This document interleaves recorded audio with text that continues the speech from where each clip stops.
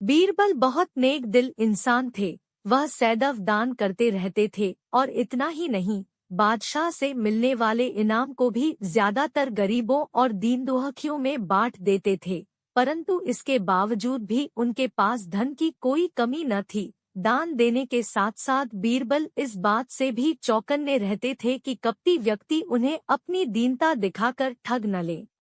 ऐसे ही अकबर बादशाह ने दरबारियों के साथ मिलकर एक योजना बनाई कि देखें कि सच्चे दीन दुखियों की पहचान बीरबल को हो पाती है या नहीं। बादशाह ने अपने एक सैनिक को वेश बदलवाकर दीनहीन अवस्था में बीरबल के पास भेजा कि अगर वह आर्थिक सहायता के रूप में बीरबल से कुछ ले आएगा तो अकबर की ओर से उसे इनाम मिलेगा।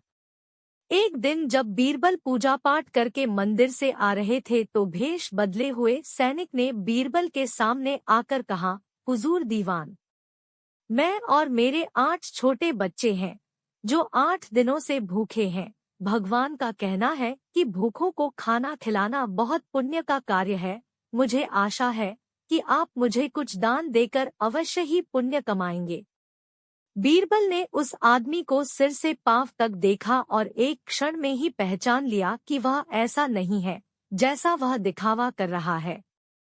बीरबल मन ही मन मुस्कराए और बिना कुछ बोले ही उस रास्ते पर चल पड़े जहां से होकर एक नदी पार करनी पड़ती थी। वह व्यक्ति भी बीरबल के पीछे पीछे चलता रहा। बीरबल ने नदी पार करने के लिए जूती उतारकर हाथ में ले ली। उस व्यक्ति ने भी अपने पैर की फटी पुरानी जूती हाथ में लेने का प्रयास किया। बीरबल नदी पार कर कंकरीले मार्ग आते ही 2-4 कदम चलने के बाद ही जूती पहन लेता। बीरबल यह बात भी गौर कर चुके थे कि नदी पार करते समय उसका पैर धुलने के कारण वह व्यक्ति और भी साफ सुथरा, चिकना, मुलायम गोरी चमड़ी का दिखने लगा था, इसलिए वह मुलायम पैरों से कंकरीले मार्ग पर नहीं चल सकता था। दीवान जी, दीन तहीन की पुकार आपने सुनी नहीं? पीछे आ रहे व्यक्ति ने कहा। बीरबल बोले, जो मुझे पापी बनाए मैं उसकी पुकार कैसे सुन सकता हूँ? क्या कहा? क्या आप मेरी सहायता करके पापी बन जाएगी?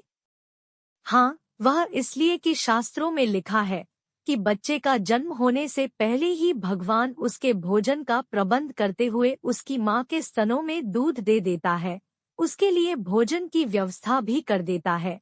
यह भी कहा जाता है कि भगवान इंसान को भूखा उठाता है पर भूखा सुलाता नहीं है। इन सब बातों के बाद भी तुम अपने आप को 8 दिन से भूखा कह रहे हो। इन सब स्थितियों को देखते हुए यही समझना चाहिए कि भगवान तुमसे रुष्ट है और वह तुम्हें और तुम्हारे परिवार को भूखा रखना चाहते हैं। लेकिन मैं उसका सेवक हूँ। अगर मैं तुम्हारा पेट भर दूं तो ईश्वर मुझ पर रुष्ट होगा ही। मैं ईश्वर के विरुद्ध नहीं जा सकता, न बाबा ना। मैं तुम्हें भोजन नहीं करा सकता क्योंकि यह सब कोई पापी ही कर सकता है। बीरबल का यह जवाब सुनकर वह चला गया। उसने इस बात की बादशाह और दरबारियों को सूचना दी। बादशाह अब यह समझ गए कि बीरबल ने उसकी चालाकी पकड़ ली है। अगले दिन बादशाह ने बीरबल से पूछा, बीरबल तुम्हारे धर्म कर्म की बड़ी चर्चा है पर तुमने कल एक भूखे को निराश ही लौटा दिया, क्यों? आलमपना, मैंने किसी भूखे को नहीं बल्कि एक ढोंगी को लौटा दिया था और मैं यह बात भी जान गया हूँ कि वह ढोंगी आपके कहने पर मुझे बेवकूफ बनाने आया था। अकबर ने कहा, बीरबल, तुमने कैसे जाना कि यह वाकई भूखा न होकर ढोंगी है? उसके पैरों और पैरों की चप्पल देखकर यह सच है कि उसने अच्छा भेष बनाया था, मगर उसके पैरों की चप्पल कीमती थी। बीरबल ने आगे कहा, माना कि चप्पल उसे भीख में मिल सकती थी पर उसके कोमल मुलायम पैर तो भीख में नहीं मिले थे, इसलिए कंकड़ की गड़न सहन न कर सके। इतना कहकर बीरबल ने बताया कि किस प्रकार उसने उस मनुष्य की परीक्षा लेकर जान लिया कि उसे नंगे पैर चलने की भी आदत नहीं। वह दरिद्र नहीं बल्कि किसी अच्छे कुल का खाता कमाता पुरुष है। बादशाह बोले, क्यों न हो, वह मेरा खास सैनिक है। फिर बहुत प्रसन्न होकर बोले, सचमुच बीरबल, माबदौलत तुमसे बहुत खुश हुए। तुम्हें धोखा देना आसान काम नहीं है। बादशाह के साथ साजिश में शामिल हुए सभी दरबारियों के चेहरे बुझ गए। बादशाह अकबर अपनी बेगम से किसी बात पर नाराज हो गए। नाराजगी इतनी बढ़ गई कि उन्हें बेगम को मायके जाने को कह दिया। बेगम ने सोचा कि शायद बादशाह ने गुस्से में ऐसा कहा है, इसलिए वह मायके नहीं गई। जब बादशाह ने देखा कि बेगम अभी तक मायके नहीं गई है, तो उन्होंने गुस्से में कहा, तुम अभी तक यहीं हो, गई नहीं। सुबह होते ही अपने मायके चली जाना, वरना अच्छा न होगा। तुम चाहो तो अपनी मनपसंद चीज साथ ले जा सकती हो। बेगम सिसक कर जनानखाने में चली गई। वहां जाकर उसने बीरबल को बुलाया। बीरबल बेगम के सामने पेश हो गया। बेगम ने बादशाह की नाराजगी के बारे में बताया और उनके हुक्म को भी बता दिया। बेगम साहिबा, अगर बादशाह ने हुक्म दिया है तो जाना ही पड़ेगा, और अपनी मनपसंद चीज ले जाने की बाबत जैसा मैं कहता हूँ वैसा ही करें। बादशाह की नाराजगी भी दूर हो जाएगी। बेगम ने बीरबल से कहे अनुसार बादशाह को रात में नींद की दवा दे दी और उन्हें नींद में ही पालकी में डालकर अपने साथ मायके ले आई और एक सुसज्जित शयन कक्ष में सुला दिया। जब बादशाह की नींद खुली तो स्वयं को अनजाने स्थान पर पाकर हैरान हो गए। पुकारा, कोई है? उनकी बेगम साहिबा उपस्थित हुई। बेगम को वहां देखकर वे समझ गए कि वे अपनी ससुराल में हैं। उन्होंने गुस्से से पूछा, तुम हमें भी यहाँ ले आई? इतनी बड़ी गुस्ताखी कर डाली। मेरे सरताज, आपने ही तो कहा था कि अपनी मनपसंद चीज ले जाना, इसलिए आपको ले आई। यह सुनकर बादशाह का गुस्सा जाता रहा। मुस्कुराकर बोले, जरूर तुम्हें यह तरकीब बीरबल ने ही बताई होगी। बेगम ने हामी भरते हुए सिर हिला दिया।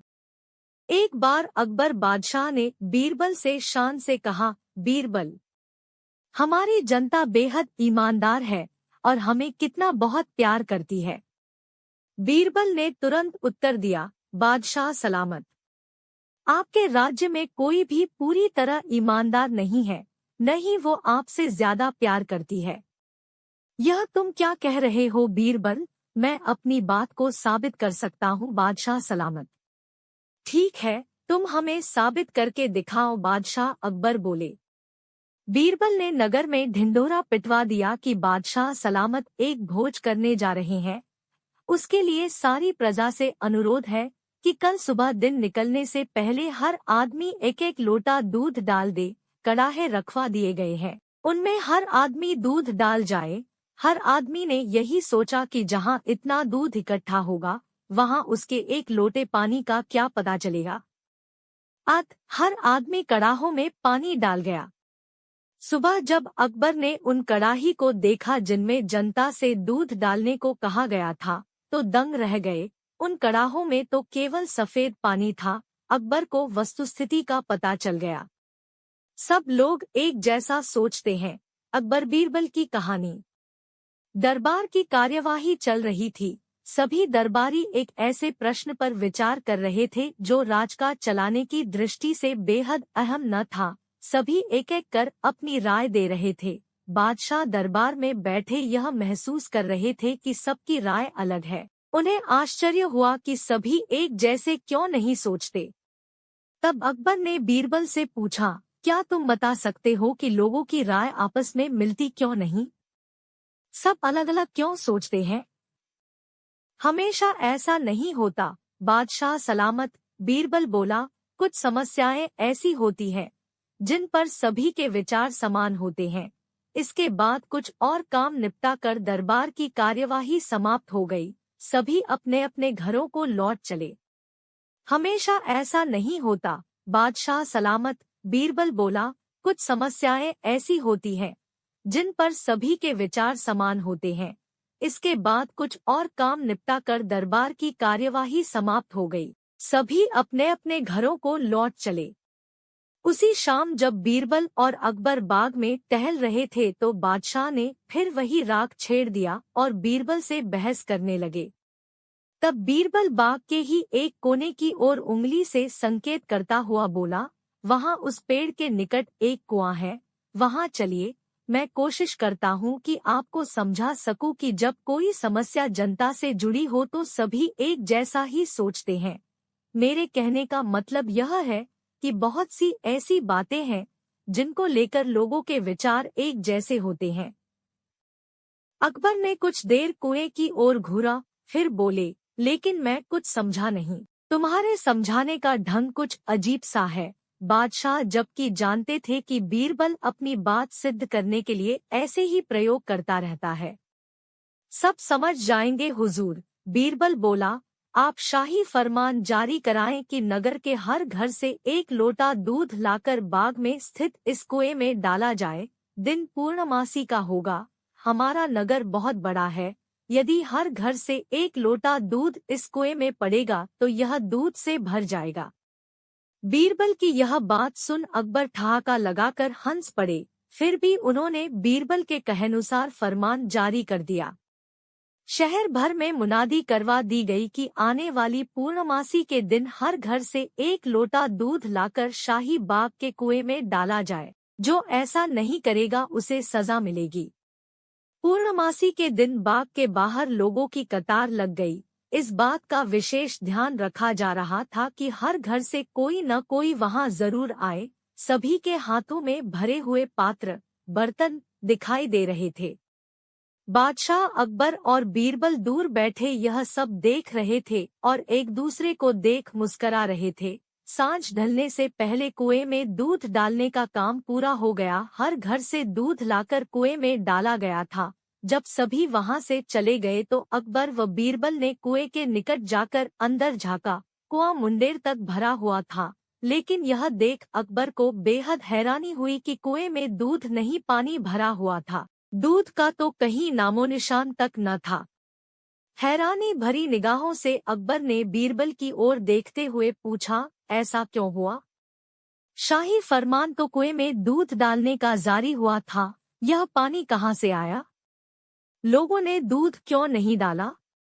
बीरबल एक जोरदार ठहाका लगाता हुआ बोला, यही तो मैं सिद्ध करना चाहता था हुजूर।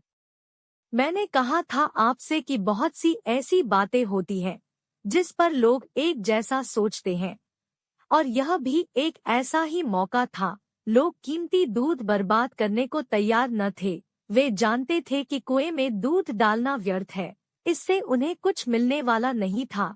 इसलिए यह सोचकर कि किसी को क्या पता चलेगा, सभी पानी से भरे बर्तन ले आए और कुएं में उड़ेल दिए। नतीजा, दूध के बजाय पानी से भर गया कुआं। बीरबल की यह चतुराई देख अकबर ने उसकी पीठ थपथ पाई। बीरबल ने सिद्ध कर दिखाया था कि कभी कभी लोग एक जैसा भी सोचते हैं। दिन बादशाह अकबर घोड़े पर बैठकर शाही बाग में घूमने गए। साथ में बीरबल भी था। चारों ओर हरे भरे वृक्ष और हरी हरी घास देखकर अकबर को बहुत आनंद आया। उन्हें लगा कि बगीचे में सैर करने के लिए तो घोड़ा भी हरे रंग का ही होना चाहिए। उन्होंने बीरबल से कहा, बीरबल, मुझे हरे रंग का घोड़ा चाहिए। तुम मुझे 7 दिन में हरे रंग का घोड़ा ला दो। यदि तुम हरे रंग का घोड़ा न ला सके तो हमें अपनी शक्ल मत दिखाना। हरे रंग का घोड़ा तो होता ही नहीं है। अकबर और बीरबल दोनों को यह मालूम था, लेकिन अकबर को तो बीरबल की परीक्षा लेनी थी। दरअसल इस प्रकार के अटपटे सवाल करके वे चाहते थे कि बीरबल अपनी हार स्वीकार कर ले और कहें कि जहांपनाह मैं हार गया। मगर बीरबल भी अपने जैसे एक ही थे। बीरबल के हर सवाल का सटीक उत्तर देते थे कि बादशाह अकबर को मुंह की खानी पड़ती थी। बीरबल हरे रंग के छोड़ की खोज के बहाने 7 दिन तक इधर-उधर घूमते रहे। 8वें दिन वे दरबार में हाजिर हुए और बादशाह से बोले, जहांपनाह, मुझे हरे रंग का घोड़ा मिल गया है। बादशाह को आश्चर्य हुआ। उन्होंने कहा, जल्दी बताओ, कहाँ है हरा घोड़ा? बीरबल ने कहा, जहांपनाह, घोड़ा तो आपको मिल जाएगा। मैंने बड़ी मुश्किल से उसे खोजा है, मगर उसके मालिक ने 2 शर्त रखी है। बादशाह ने कहा, क्या शर्तें हैं? पहली शर्त तो यह है कि घोड़ा लेने के लिए आपको स्वयं जाना होगा। यह तो बड़ी आसान शर्त है। दूसरी शर्त क्या है? घोड़ा खास रंग का है, इसलिए उसे लाने का दिन भी खास ही होगा। उसका मालिक कहता है कि सप्ताह के 7 दिनों के अलावा किसी भी दिन आकर उसे ले जाओ। अकबर बीरबल का मुंह देखते रह गए। बीरबल ने हंसते हुए कहा, जहांपना, हरे रंग का घोड़ा लाना हो तो उसकी शर्तें भी माननी ही पड़ेगी। अकबर खिलखिलाकर हंस पड़े। बीरबल की चतुराई से वह खुश हुए, समझ गए कि बीरबल को मूर्ख बनाना सरल नहीं है। एक दिन बादशाह अकबर घोड़े पर बैठकर शाही बाग में घूमने गए।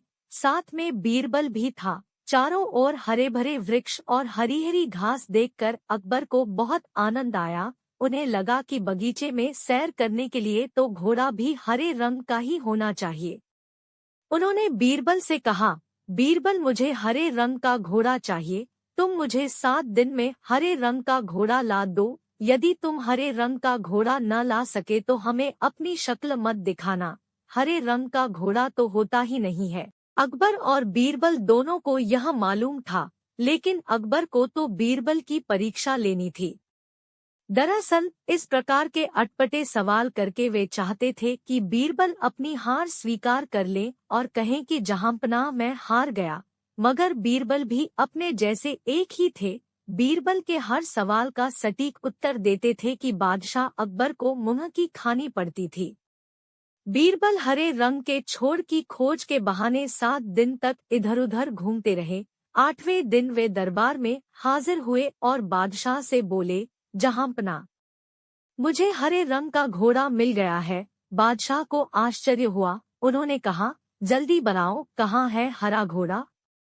बीरबल ने कहा, जहांपनाह, घोड़ा तो आपको मिल जाएगा। मैंने बड़ी मुश्किल से उसे खोजा है, मगर उसके मालिक ने 2 शर्त रखी है। बादशाह ने कहा, क्या शर्तें हैं? पहली शर्त तो यह है कि घोड़ा लेने के लिए आपको स्वयं जाना होगा। यह तो बड़ी आसान शर्त है। दूसरी शर्त क्या है? घोड़ा खास रंग का है, इसलिए उसे लाने का दिन भी खास ही होगा। उसका मालिक कहता है कि सप्ताह के 7 दिनों के अलावा किसी भी दिन आकर उसे ले जाओ। अकबर बीरबल का मुंह देखते रह गए। बीरबल ने हंसते हुए कहा, जहांपनाह, हरे रंग का घोड़ा लाना हो तो उसकी शर्तें भी माननी ही पड़ेगी। अकबर खिलखिलाकर हंस पड़े। बीरबल की चतुराई से वह खुश हुए, समझ गए कि बीरबल को मूर्ख बनाना सरल नहीं।